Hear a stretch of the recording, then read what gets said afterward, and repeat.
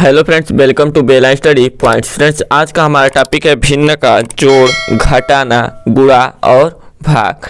तो चलिए शुरुआत करते हैं। भिन्न के जोड़, घटाना, गुणा और भाग को हल करते हैं।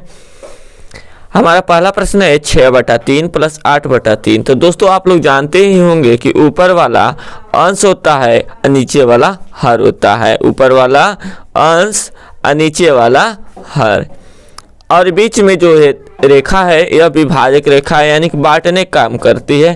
अंश बटा हर के रूप में जो संख्या लिखा रहता है वह एक भिन्न होता है। तो भिन्न के जोड़ का पहला नियम है कि ऐसे भिन्न जिनके हर आपस में बराबर हों तो अंश को आपस में जोड़ लिया जाता है और बट्टा में एक उभयनिष्ठ को लिख लिया जाता है। तो यहाँ पर सेम कंडीशन देखिए, 6/3 में 3 हर है, 8/3 में 3 हर है। दोनों भिन्न के हर आपस में बराबर है, यानी कि समान है। तो इस केस में ऊपर के अंशों को जोड़ लेंगे, यानी कि 6 + 8 बट्टा में 3।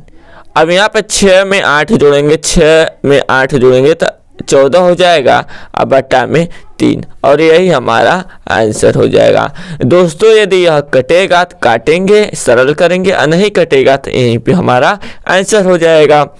तो यहाँ पे इसका आंसर हो जाएगा 14/3, यानी कि 6/3 और प्लस 8/3 को जोड़ेंगे तो हमारा आंसर क्या आएगा, 14/3। अब यहाँ पे देखिए दूसरा सवाल है 8/3 - 2/9।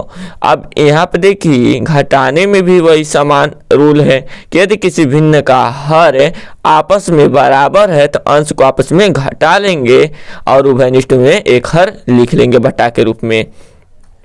लेकिन यहाँ पे देखिए 8/3 में 3 हर है, 2/9 में 9 हर है, तो दोनों भिन्न का हर असमान है। तो इस कंडीशन में क्या करेंगे, सबसे पहले हम लोग हरों का एलसीएम लेंगे, यानी कि 3 × 9।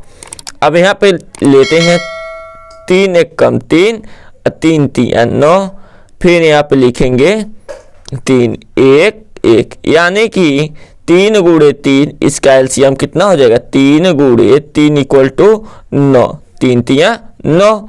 तो अब यहाँ पे बट्टे के रूप में 9 लिख लेंगे, फिर 3 से 9 भाग करेंगे, 3 × 3 = 9 और 3 × 8 = 24। दोस्तों पहले हर का लसम में भाग करते हैं, जितना भागफल आता है उसका गुणा अंश के साथ करते हैं, यानी कि ऊपर वाले के साथ। तो 3 × 3 = 9, 3 × 8 = 24। अब बीच में माइनस का चिन्ह है तो माइनस कर देंगे। अब यहाँ पे फिर 9 से 9 भाग करेंगे तो 1 आएगा, 1 का गुणा 2 में करेंगे तो 2। अब 24 में से 2 घटा देते हैं, 24 में से 2 घटाएंगे तो होगा हमारा 22/9, और यही हमारा आंसर हो जाएगा। अब चलिए दोस्तों, अब भिन्न का गुणा और भाग बचा उसको भी हल कर लेते हैं। दोस्तों यहाँ पे देखिए 8/2 × 16/4 है। अब इसे कैसे हल करेंगे, 4 × 1 = 4, 4 × 2 = 8, 2 × 1 = 2 और 2 × 8 = 16। अब इसका आंसर हो जाएगा 2 × 8 यानी कि 16, और यही हमारा आंसर है, उत्तर है, यानी कि इसका आंसर हो जाएगा क्या, 16। गुणा में संख्याओं को सरल करना चाहिए सबसे पहले, और उसके बाद अंश का गुणा अंश में, हर का गुणा हर में। अगर सरल न हो भाई जब ये संख्या तो अंश का गुणा अंश में कर देते हैं और हर का गुणा हर में, और वही हमारा आंसर हो जाता है अंश बटा के हर के रूप में। ओके, अब यहाँ पे देखिए चौथा सवाल है 18/10 भागा 16/20। अब इसे कैसे हल करेंगे, इसके लिए एकदम आसान सा तरीका है।